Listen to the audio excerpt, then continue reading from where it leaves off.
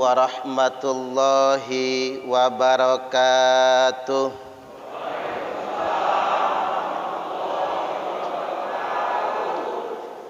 Bismillahirrahmanirrahim.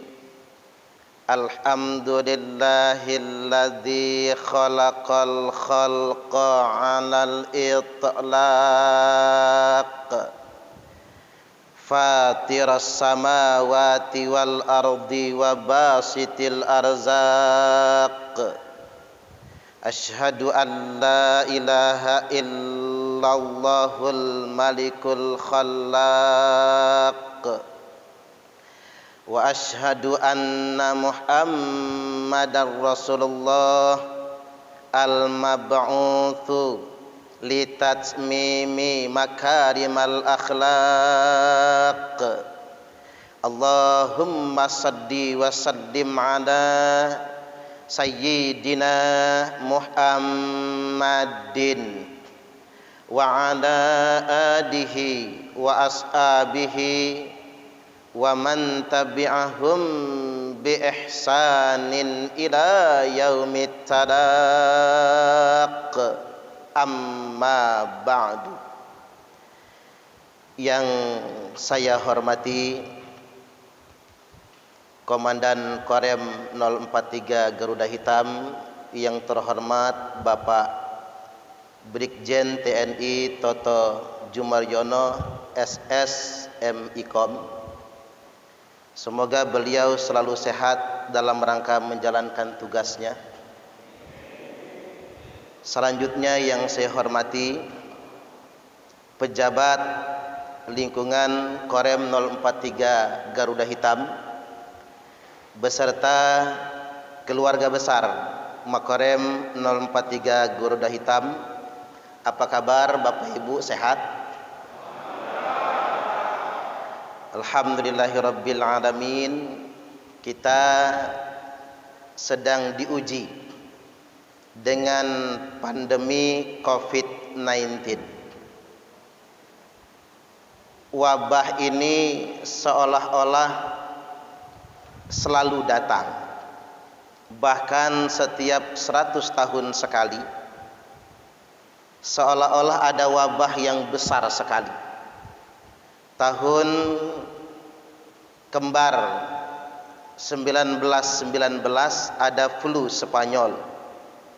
Kalau saya searching di Wikipedia, korbannya sampai 100 juta orang meninggal dunia. Seabad sebelumnya lagi flu Prancis, puncaknya juga di angka kembar 18. Dan sekarang di angka kembar 2020 adalah puncak virus COVID-19. Walaupun korbannya tidak sebanyak flu Spanyol, tapi dampaknya sungguh luar biasa, Pak. Sempat kemarin kita 3 bulan stay at home. Gara-gara corona orang jadi pinter bahasa Inggris. Yang biasa belajar di sekolah, belajar di rumah, nyebutnya homeschooling. Yang biasa ngajar di kelas, ngajar di rumah, namanya home teaching. Pegawai negeri kerja dari rumah, namanya home working. Yang kasihan buruh harian lepas, terpaksa dirumahkan, nyebutnya home pimpa alaihum gombreng. Subhanallah. Mau tidak mau ada dampaknya. Ada banyak saudara kita hari ini dia bekerja, hari ini dia mendapatkan hasil, hari itu juga habis dimakan, dan terdampak secara langsung di masa COVID-19 ini. Makanya cocok dengan tema kita, meningkatkan kepedulian dengan sesama. Karena begini Bapak Ibu, Nabi itu khidmat sampai pengemis buta beragama Yahudi disuapi makan oleh Nabi, saking pedulinya. Makanya muncul perkataan Syekh Abdul Qadir Al-Jailani, sesuap nasi yang engkau masukkan ke dalam perut orang yang lapar itu lebih baik daripada membangun 1000 masjid jami'. Karena kalau kita membangun masjid megah, nilainya miliaran, paling banter orang ngomongnya wow, masjidnya megah. Agak islami dikit, subhanallah, ibu-ibu sibuk selfie. Coba kita lihat Kubah Emas itu, Pak. Orang rame-rame datang buat wisata. Bagus masjidnya untuk syiar mengena. Tapi kalau kita bawa uang 100.000 saja, kita kasih dengan orang yang lapar, pagi sudah enggak sarapan, siang keroncongan, sore kelaparan, malam tambah kelaparan, tiba-tiba kita datang bawa uang 100.000, nangis dia, ngucap terima kasih sama kita. Setelah itu dia sujud masuk kamar, nangis sejadi-jadinya, terima kasih ya Allah, engkau sudah utus orang yang dermawan untuk kami. Allahu Akbar. Makanya benar kalau kata Syekh Abdul Qadir Al-Jailani, sesuap nasi yang engkau masukkan ke dalam perut orang yang lapar itu lebih baik daripada membangun 1000 masjid. Makanya di masa pandemi ini ada baiknya kita meningkatkan kepedulian dengan sesama. Karena memang sejak zaman awal Al-Imam Sufyan Ats-Tsauri mengatakan, hadza zamanus sukut waluzumul buyut waridha bil quds ila antamut. Zaman ini adalah zaman di mana kita mesti banyak diam, betah-betah tinggal di rumah. Waridha bil qut, ridha dengan persediaan makan yang ada, ila antamut, sampai engkau mati. Akan tiba masanya di mana zaman kita tidak bisa keluar rumah sama sekali. Anggap saja COVID-19 ini sebagai latihan untuk menghadapi zaman yang dimaksud. Baik Bapak Ibu hadirin rahimakumullah, terkait dengan maulid kita tadi Pak Dandrem sudah kasih clue sama saya tentang hal yang mesti disampaikan. Memang banyak keteladanan itu, tapi kita ambil poin tertentu saja. Kalau kelamaan ceramahnya nanti bosan sama saya. Karena ada cerita kiai di kampung ceramah 3 jam, muter-muter ngalur ngidul. Yang ngedengerin ceramahnya udah kesel, Pak. Duduk salah, berdiri salah, selonjor salah, nekuk salah. Akhirnya bubar pulang masing-masing. Tinggal sisa anak muda duduk paling depan. Kata Pak Kiai, hebat lu ya, yang lain sudah pulang duluan, kamu masih nungguin ceramah. Kata anak muda ini, mohon maaf Pak Kiai, sajadah saya didudukin sama Pak Kiai. Tak kirain nungguin ceramah lo ini, kata Pak Kiai, ternyata nungguin sajadah. Makanya ceramah itu yang penting itu pesan moralnya. Nah, Nabi itu Bapak Ibu, sejak awal Allah tanamkan 4 sifat yang utama: siddiq, amanah, tabligh, fatonah. Siddiq jujur, benar. Amanah dapat dipercaya. Tabligh menyampaikan kebenaran. Fatonah cerdas. Yang kita garis bawahi satu saja dulu, siddiqnya.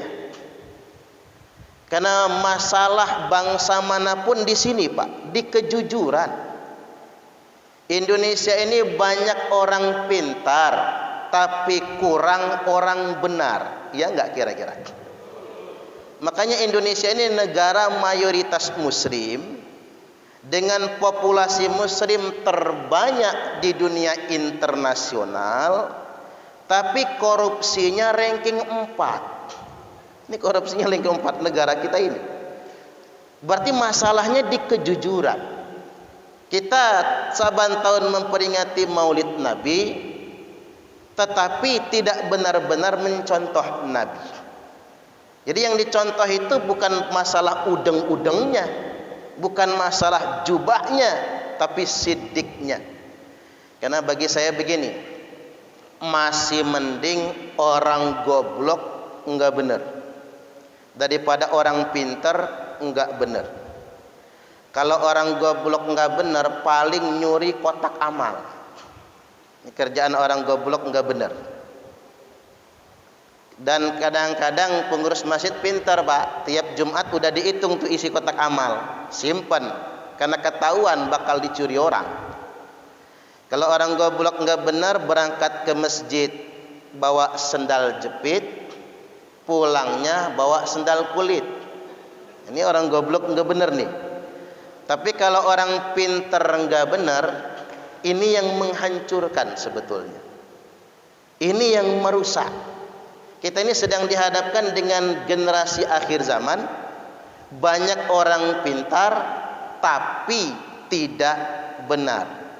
Pinternya malah minterin, pinternya malah ngakalin. Anak sekarang sudah ngerti internetan, twitteran, facebookan, chattingan, youtuban, googlingan. Sedangkan emaknya ada yang masih katro, mencet SMS aja nggak selesai-selesai, WhatsAppan salah kirim. Ini ada sebuah anekdot bagus ini. Di situ Bondo ada kejadian, Pak.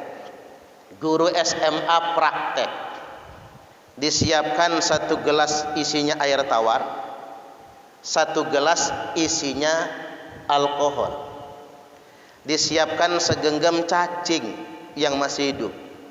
Murid-murid ini protes, maaf Bu Guru, praktek jangan dilanjutkan. Lo ngapa? Kalian jijik sama cacingnya? Bukan jijik sama cacing Bu Guru, kami murid-murid sudah ngerti, sudah duluan paham. Pikir gurunya hebat, murid sekarang belum dipraktekin sudah ngerti duluan. Oke, kata Bu Guru, Ibu pengen tahu kayak mana kalian yang mempraktekannya? Maka sama murid-murid dipraktekkan. Segumpalan cacing diparah, separuh masukin gelas yang isinya air tawar, separuh masukin gelas yang isinya alkohol. Didiamkan setengah jam. Udah lewat setengah jam, murid-murid ngomong, lihat Bu Guru, cacing yang masuk air tawar masih hidup semua, cacing yang masuk alkohol mati semua. Maka Bu Guru, kata mereka, kalau kita ingin bebas dari cacingan, banyak-banyaklah minum alkohol. Itu anak kita loh, Pak. Kalau dipikir ya masuk akal juga ya. Kalau cacing masuk air tawar hidup, cacing masuk alkohol mati. Pantas anak-anak muda zaman sekarang demen mabok. Ngapa bang mabok? Biar nggak cacingan, kata dia. Allahu Akbar. Ini snapshot, potret singkat. Zaman saya dulu, Pak, suruh maju ke depan saja bisa kencing di celana, saking segannya sama guru. Tapi murid sekarang ngajarin gurunya. Subhanallah. Pintar tapi belum tentu benar. Makanya revolusi mental yang dicanangkan pemerintah itu masalah integritas. Itu yang terpenting. Semuanya jadi enak. Suami jujur, rumah tangga bahagia. Istri jujur, bahagia. Ustadz jujur, bahagia. Makanya beban jadi mubalik, ulama, ustadz itu berat sekali. Membimbing umat kepada jalan yang benar. Jangan malah mengkotak-kotakkan umat berdasarkan kotak-kotak politik dan lain sebagainya. Karena begini, jadi ustadz itu begini, Pak.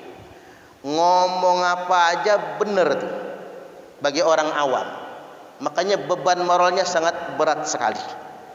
Makanya prinsip yang pertama yang kita teladani dari Nabi adalah menjadi orang yang sidik, pintar sekaligus benar. Baik, kita lanjutkan. Ada banyak pelajaran berikutnya. Misal contoh, Nabi di usia 25 tahun gelisah berhadapan dengan budaya masyarakat jahiliyah yang merendahkan kaum perempuan. Orang Arab itu begini Pak, menikah itu nggak cukup satu. Kalau yang kaya minimal bininya 17. Dan mereka tidak mau menikahi janda kecuali untuk istri yang ke-17. Makanya jomplang. Di Arab zaman jahiliyah wanita direndahkan. Sampai orang-orang malu kalau punya anak perempuan. Disebutkan dalam firman Allah Ta'ala, A'udzubillahi minasyaitonir rajim. Wa idza busyira ahaduhum bil unta dhalla wajhuhu muswaddan wa huwa kadzib. Bangsa Arab jahiliyah itu kalau mereka mendengar kabar istrinya melahirkan anak perempuan, dhalla wajhuhu, berpaling wajahnya, nunduk kepalanya, muswaddan, menghitam mukanya saking malunya, wa huwa kadzim, dan dia marahnya bukan main. Pulang dia ke rumah digamparin istrinya, dasar bini sialan kok melahirkan anak perempuan. Nah, inilah hebatnya Nabi kita. Di zaman bangsa Arab jahiliyah yang merendahkan perempuan, Nabi menikah tidak cari gadis, tapi Nabi menikah cari janda. Kalau tentara nggak boleh kan Pak, janda kan? Nggak boleh kan, harus gadis kan? Itu aja harus perawan malahan. Nabi cari janda, subhanallah. Mending jandanya seumuran. Khadijah itu umur 40 tahun. Nabi umurnya 25 tahun. Jadi jarak 15 tahun. Kalau jarak 15 tahun lakinya lebih tua nggak apa-apa, kayak Sule sama Natalie Holzer. Wah, bahagia bener, enak jadi Sule ya Pak ya. Saya ngebayangin coba saya yang jadi Sule itu ya. Tak pikir-pikir ternyata wanita itu Pak nggak penting tampang, yang penting mapan. Makanya kita meleset dikit ini ya, sebelum saya lanjutkan yang tadi. Jadi perempuan itu nggak konsisten, laki-lakilah yang konsisten itu Pak. Perempuan kalau umur 17-20 tahun Bu, yang dilihat dari cowok itu yang tampan. Kalau bisa ganteng kayak artis Korea. Makanya Bapak Ibu kalau punya anak gadis remaja, demennya artis Korea, wajar umurnya. Tapi perempuan cepat berubah. Begitu umur 30 tahun, yang dicari bukan tampan, tapi mapan. Walaupun ganteng tapi kere, nggak mau dia. Karena ganteng nggak bisa dimakan. Begitu umur 40 tahun, perempuan berubah lagi. Yang dicari bukan cuman mapan, tapi kalau bisa punya jabatan. Nggak kaitan ketua RT jadilah. Coba kalau ada acara di lingkungan, kata pembawa acara, yang kami hormati Bapak Ketua RT, beuh laki gua. Ada prestisnya bagi wanita. Tapi apa berhenti sampai di situ? Perempuan berubah lagi. Begitu umur 50 tahun, yang dicari bukan jabatan, tapi yang dilihat dari suaminya kesetiaan. Enggak penting tampan, enggak penting jabatan, enggak penting tampan, enggak penting mapan, enggak penting jabatan, yang penting kesetiaan. Apalagi ibu-ibu sudah menopause, pening Ustadz punya laki enggak setia. Apa ibu-ibu berhenti sampai di situ? Berubah lagi. Begitu umur 60, yang diharapkan dari suaminya bukan kesetiaan, tapi kesehatan. Lo ke kesehatan Bu? Iya Ustadz, repot ngurusin laki, stroke, bengek. Udah stroke, bengek, prostat. Beuh. Tambah lagi Pak, stroke, bengek, prostat, asam urat, rematik, plus diabetes. Kata ibu-ibu, enggak apa-apa laki gua kanji, yang penting sehat, kata dia. Kadang-kadang udah stroke, bengek, marah terus lagi Pak. Saya pesan sama bapak-bapak, kalau sudah sakit-sakitan jangan marah sama bini. Telat bikin teh marah, telat bikin kopi marah, telat ngambil anduk marah, istrinya sambil bikin teh ngebatin. Kapan matinya orang satu ini? Maaf ya Pak, maaf. Nanti bapak-bapak kalau sudah pensiun jangan marah-marah, didoain cepat mati. Allahu Akbar. Balik lagi, Nabi nikah sama janda Khadijah umur 40 tahun. Yang menarik, sama Nabi dibawa ke depan Ka'bah, kan belum jadi Rasul tuh, tapi akhlaknya sudah luar biasa. Dibawa ke depan Ka'bah, megang batu Hajar Aswad. Nabi kemudian bersumpah, wallahi, wallahi, wallahi, demi Allah, demi Allah, demi Allah, bersumpah. Jadi walaupun belum jadi Nabi, nyembahnya sudah Allah. Nabi bersumpah 3 kali, saya bersumpah Khadijah tidak akan kawin lagi selama engkau masih hidup. Allahu Akbar. Nikah sama janda Pak, bujang, kacek umur 15 tahun dengan satu janji, gak akan poligami, tidak akan kawin lagi selama engkau masih hidup. Makanya menurut sunnah Nabi, bapak-bapak boleh kawin lagi, bahkan boleh poligami, tapi tunggu bini pertama mati dulu. Nah itulah masalahnya Ustadz, bini gua nggak mati-mati, racun aja Pak, biar ketahuan pembunuhan berencana. Itu komitmen Nabi. Nah kan ini jarang disampaikan. Orang pengen poligami nyebut sunnah Nabi. Sunnah Nabi sebenarnya istri Nabi Khadijah tidak dimadu. Setelah Khadijah wafat, Nabi menduda 3 tahun. 3 tahun menduda. Bapak-bapak sanggup nggak 3 tahun nganggur? Kalau saya nggak sanggup. Ada kakek-kakek di kampung saya Pak, di Batu Raja. Saya kan asalnya orang tua Batu Raja, cuman kelahiran Lampung. Ada kakek-kakek umurnya sudah tua sih 80. Istri meninggal duluan. Belum nyampe 40 hari si istri dikubur, si kakek demam menggigil. Sama anak diurus, kata anak, bak nak pecel, enggak katanya, enggak mau. Bak nak bakso, enggak mau. Bak nak sate, enggak mau. Bak nak kawin lagi, au katanya. Saking aunya, Allahu Akbar. Makanya kalau udah sakit-sakitan duda harus peka tuh anak-anaknya. Setelah 3 tahun menduda, Nabi kita menikahi istri kedua, namanya Saudah. Itu waktu dinikahi Nabi umurnya sudah 60 tahun. Allahu Akbar. Makanya kalau Pak Kapten Pur pengen kawin lagi Pak, cari yang 60 tahun. Itu ibarat mobil udah mogok itu Pak, borok-borok kepake nyerpis terus. Setelah Saudah wafat, Nabi hijrah ke Madinah. Nah hijrah di Madinah itulah Nabi menikahi Aisyah Ummul Mukminina radhiyallahu anha, putrinya Abu Bakar As-Siddiq radhiyallahu an. Dan beliau tidak punya anak. Jadi Nabi cuma punya anak dari Khadijah radhiyallahu anha. Setelah itu tidak punya anak lagi. Ada anak dari beberapa istri, tapi meninggal dunia sejak bayi. Dan Nabi adalah prototipe laki-laki yang benar-benar memuliakan istri.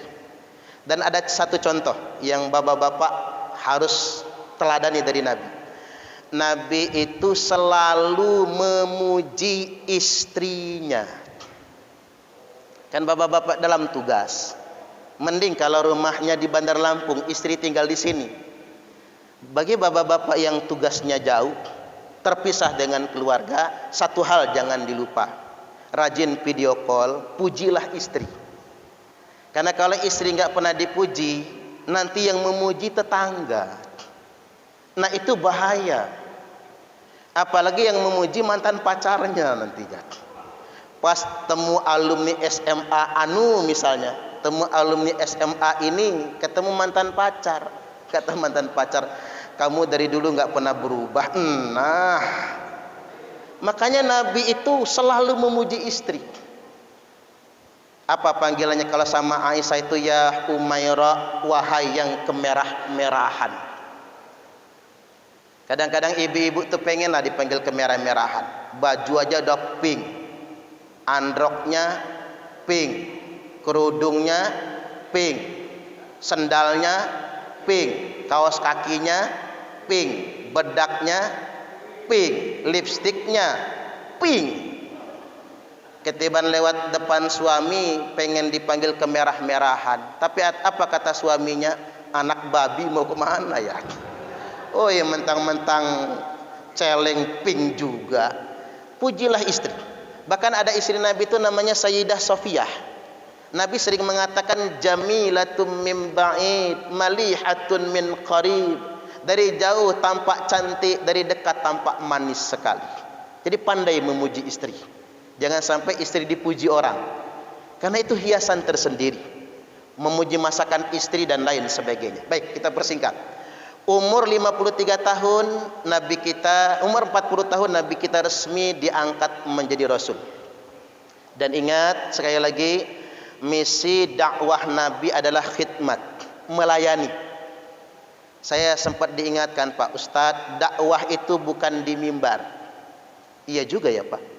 Dakwah itu bukan di panggung. Karena dakwah itu kalau cuman begini Pak, enak betul. Pulang dari sini diamplopin sama isinya, tapi ya, kalaupun lupa nanti Pak Kapten Pur nganter ke rumah lah. Seenggak-enggaknya Mas Suparyanto kan. Saya kadang-kadang kalau dipanggil ceramah, besok nih saya ke Preng Sewu, panitia sudah telepon saya, Pak Kiai, sangu ini pinten, bisa rohnya berapa? Malu saya Pak. Kalau saya katakan harus sekian, belum tentu orang cocok dengan konten ceramah saya. Dan belum tentu orang dapat hidayah. Jangan-jangan yang diingat orang cuma lucunya saja. Ada beban moral. Makanya saya diingatkan, dakwah bukan di mimbar, dakwah bukan di panggung, tapi dakwah itu ada di tengah-tengah masyarakat yang lemah. Dakwah ada di tengah-tengah kaum yang terpinggirkan. Itu sejatinya dakwah. Saya sampai nerodok membaca di media sosial, ada orang bikin pernyataan begini. Orang kaya bolak-balik umroh dengan alasan rindu rumah Allah. Padahal Allah lebih rindu dengan orang kaya yang berbagi dengan fakir miskin. Iya juga ya Pak ya.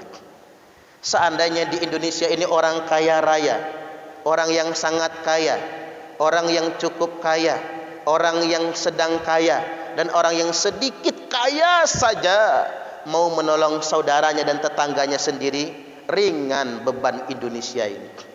Indonesia akan menjadi negeri yang paling bahagia. Saya balik ke cerita Nabi memberi makan pengemis Yahudi. Setelah Nabi wafat, seminggu kemudian setelah wafatnya, Abu Bakar bertanya kepada Aisyah, apa amal Nabi yang belum aku kerjakan? Kata Aisyah, di ujung pasar ada pengemis buta yang sering Nabi kasih makan. Maka Abu Bakar pergi ke ujung pasar, ngasih makan pengemis buta itu. Pengemis buta itu ngomong, kamu siapa? Saya yang biasa menyuapimu. Bukan. Orang yang biasa nyuapin saya enggak kayak gini orangnya. Emang yang biasa nyuapin kamu kayak mana? Yang enggak kasar kayak kamu. Yang biasa menyuapin, dilembutkan dulu rotinya, disuapkan ke mulut saya, dan dituntun saya sampai menghabiskannya. Nangis Abu Bakar. Karena pengemis Yahudi itu Pak, walaupun dia buta, mengemis dan kerjanya mencaci maki Nabi. Muhammad terlaknat, Muhammad pendosa, Muhammad pembohong. Kata pengemis itu, mengapa Anda menangis? Orang yang biasa Anda caci maki, itulah yang biasa menyuapi Anda. Dan orang yang menyuapi Anda adalah Muhammad bin Abdullah, yang seminggu yang lalu wafat meninggal dunia. Langsung jatuh pingsan pengemisnya. Bangun dari pingsan dia menangis sejadi-jadinya, langsung mengucapkan 2 kalimat syahadat, masuk Islam. Makanya dakwah itu kalau isinya nyaci maki bukan dakwah. Dakwah itu kalau isinya memprovokasi bukan dakwah. Tidak ada satupun kalimat dakwah Nabi yang mencaci maki, yang memprovokasi. Dakwah yang sebenarnya khidmat. Walaupun kita dicaci, tapi Nabi khidmat melayani sampai orang mendapatkan hidayah. Masuk ke segmen yang terakhir, Pak. Usia Nabi 63 tahun. Nabi wafat, meninggal dunia. Falamma jaa yaumul isnin min syahri Rabiul Awal. Tibalah hari Senin bulan Rabiul Awal. Jadi Nabi itu lahirnya Senin, bulan Rabiul Awal, wafatnya juga Senin, Pak. Jadi kita ini memperingati hari lahir, bukan ulang tahun ya. Kata beliau tadi ulang tahun mah udah ganti. Jadi memperingati hari lahir. Maulid itu tuh hari lahir namanya. Hari lahirnya Nabi itu sama persis dengan hari wafatnya. Jadi lahirnya Senin, wafatnya Senin. Bulannya sama-sama Rabiul Awal. Nah, tibalah hari Senin, malaikat Israel datang. Assalamualaikum ayyuhan nabi. Alaikassalam ya Israel. Ada apa, kata Nabi? Kamu datang ke sini sekedar ingin bertamu atau ingin mencabut nyawa saya? Kata Israel, Muhammad, saya datang ke sini ingin bertamu sekaligus ingin mencabut nyawamu. Kalau boleh Muhammad, kalau enggak boleh saya pamit pulang lagi. Allahu Akbar. Kalau kita enggak pamit malaikat, Pak, langsung kalau kita. Kata Nabi, aina Jibril? Mana Jibril? Jibril datang, ngobrol-ngobrol, singkat cerita, kata Nabi, Israel, cabutlah nyawa saya. Maka dicabut nyawa Nabi pelan-pelan. Dari ubun-ubun, yang pertama kali mati telapak kaki. Makanya kalau orang yang sudah mau mati, Pak, telapak kakinya melengkung begini. Telapak kaki ini, maaf saya contohkan, melengkung begini. Kalau sudah mau mati, coba periksa telapak kaki masing-masing. Kalau sudah melengkung, 3 hari lagi nih, siap-siap aja walaupun masih sehat. Tulang belakang saja, tulang belakang itu kalau orang yang sudah mau mati lepek. Jadi terlentang di rantai itu rata dengan lantai. Nah, duduk pun mesti cari senderan. Nah, lihat yang nyender-nyender di belakang. Kalau sudah nggak tegak lagi, siap-siap tuh. Tarik nyawa Nabi sampai di lutut, sampai di pinggang, sampai di pusar. Beliau berucap, ma asyadda muraratul maut. Bagaimana dahsyatnya rasa kematian itu.